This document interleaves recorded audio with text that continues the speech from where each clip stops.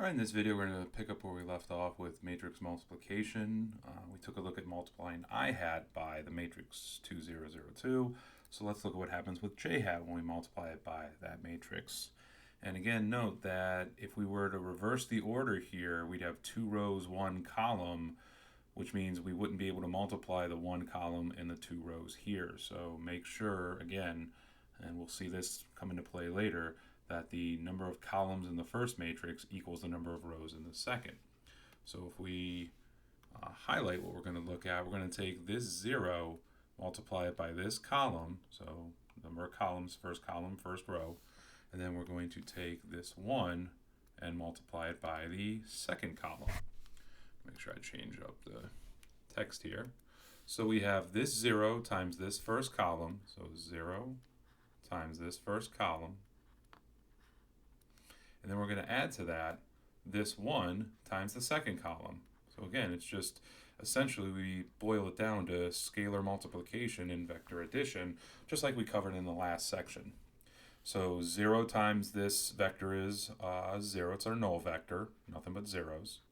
Again, you don't need to know that term for this class, but if you're ever on Jeopardy, you never know. And then we have 1 times this vector, which gives us that vector.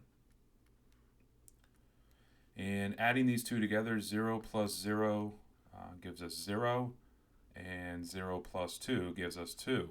So you might have expected, based on the results for I hat, that j hat would be something somewhat similar. In fact, this matrix is scaling j hat by a factor of 2. So we'll see that in the graph that this vector is twice the length of this one, and it's pointing in the same direction. So if we again look at our original j hat, which is right here, there's our original j hat. So, well, no, that would be I hat. I apologize. That would be I hat. This would be j hat. There's our original j hat. So, sorry about that. There's our original j hat. And then our answer that we got, 0, 2, is going to take that, go to 0. Whoops, I want the arrow. Going to go to 0, 2. Okay. And again, notice they are both going the same direction. They're parallel vectors. They're a scalar multiple of each other. And this would be, we'll call it j hat prime. So there we go. So again, we're going to take the row value here, multiply by this column, and take this row value here, multiply by this column.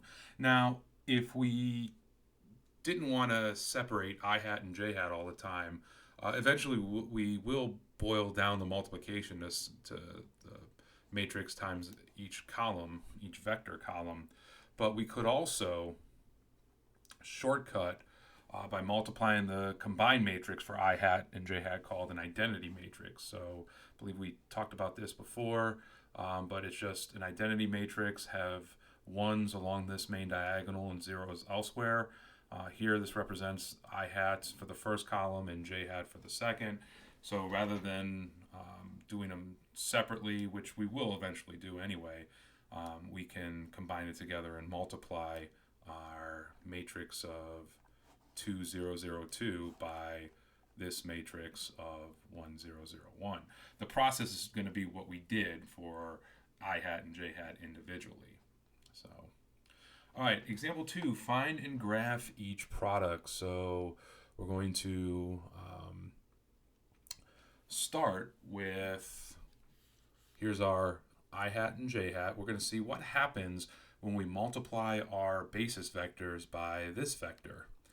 So let's just do the calculation here, and then we'll see what happens on the graph. So, all right, I'm going to start by separating the two vectors here. So this is my I hat vector, and this is my j hat vector. Sorry about the lack of space. So we're going to take our matrix 1, 1, 0, 1, and we're going to multiply that by I hat. So we're actually going to split these up and then merge them back together when we're done. And then we're going to do the same process with j hat. We'll do that in a moment, though. Let's take care of the multiplication first. So we have this 1, we're going to multiply by this row, and then the 0, we're going to multiply by the second column. I meant to say column, not row. I apologize for that. So let's see what we get. So we have 1 times this vector, so 1 times this vector, plus 0 times this vector, and we get 1, 1 plus 0, 0, and this just gives us, this just returns this vector here, this 1, 1, right? So that's the I hat component of it all. Now let's look at the j hat component. I'm going to just break it up like I did with the I hat and j hat in the columns. So if we take a look at j hat, we have this matrix times this column. So once again, we have 1, 1, 0, 1, and we're going to multiply it by this column. Forgive my penmanship. So focusing on taking this 0 times this column, and then we'll take this 1 times this column. And let's see what we get. So we get 0 times this column, which we know is just going to make it 0. And then we're going to add to that 1 times this column.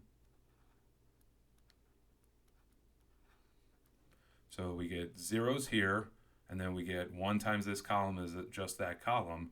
So what we end up with is the 0, 1. Okay. So now what we can do is we can actually take these answers and merge them together into a matrix. So we took a 2-row by 2-column matrix, multiplied it by a 2-row, 2-column matrix. So our result is going to be a matrix that has 2 rows and 2 columns. So bringing this together, here's the first one is 1, 1, and then we're going to attach to it the 0, 1. Right. And notice it's the exact same matrix of what we had that we were multiplying I hat and j hat by. Anytime we multiply an identity matrix by a matrix, we just get that matrix back. So it's essentially like multiplying by 1, where you just get the number back. So I hat is going to end up at 1, 1. So let's just go ahead and I hat ultimately ends up at 1, 1. So we can draw that vector. Oop, I thought I was in vector mode. Guess not. All right, there we go. So that's where I hat's going to end up, and j hat is going to end up at 0, 1. So j hat stays where it is. So what we originally had I hat along the positive x-axis. Now we've kind of just pushed it diagonally to this point 1, 1. This is a shearing effect. And again, what happens when you multiply your identity matrix by a matrix, it's going to create a new coordinate system. So if we take a look at multiplying by 1, 1, and 0, 1, we can create a new coordinate system using this as the new 1 value for x, and this is the 1 value for y. So let's take a look at that. So, and I'm going to link this in the description, but here, as we move this value of I hat, and I'm going to have to fix the code here, so I'll take care of that. But what essentially happens is we get this shearing effect. So now we have a new coordinate system that gives us the same origin, and we still have the grid lines parallel to each other. But now this is 1 on the new x-axis. This is 1 on the new y-axis. So I'm going to have to fix this, so I will do that. But I didn't want to have to start the video over again. All right, let's take a look at part B. We have this matrix here. So ultimately what's going to happen is this. Oh, I thought I got rid of that. This vector is where I hat is going to land, and this vector here is where j hat's going to land. So if we look at where I hat starts out here on the x-axis, j hat starts here on the y-axis. I hat's going to go to 0, 1, so I hat is going to be here, and then j hat is going to be at -1, 0. J hat's going to be here. So what it did is it took these two original vectors and rotated them 90 degrees counterclockwise to give us the orange vector for the new I hat and the green vector for the new j hat. So we can even see that here as well. If we rotate j hat and we'll rotate I hat, we still look like we have the same, and again, I'll fix this later. We have the grid lines, but now this is 1 on the x-axis, 2 on the x-axis, 3 on the x-axis, -1 on the x-axis. This is our new y-axis. Here's 1 on the y-axis, 2 on the y-axis, 3, -1 on the y-axis, -2. So it rotates at 90 degrees when we multiply, not by this matrix, but by this one. All right, part C, we have 0, 1. So our original I hat is here. And our new I hat is going to be up this way. So, okay, but let's see what happens with j hat. J hat is at 1, 0, which is over here. So what happened was it flipped I hat and j hat. And it did that by reflecting it across the line y equals x. So multiplying by this matrix is a reflection across the line y equals x. And we looked at that with inverse functions, and when we switch our x's and y's, the domains and ranges switch with them. Also notice that this row and this row are switched to make this identity matrix. So we can just know that we switch our rows or columns for our identity matrix, and we will get our reflection across that line y equals x by multiplying by this matrix. All right, that about does it. Thank you for watching. I'll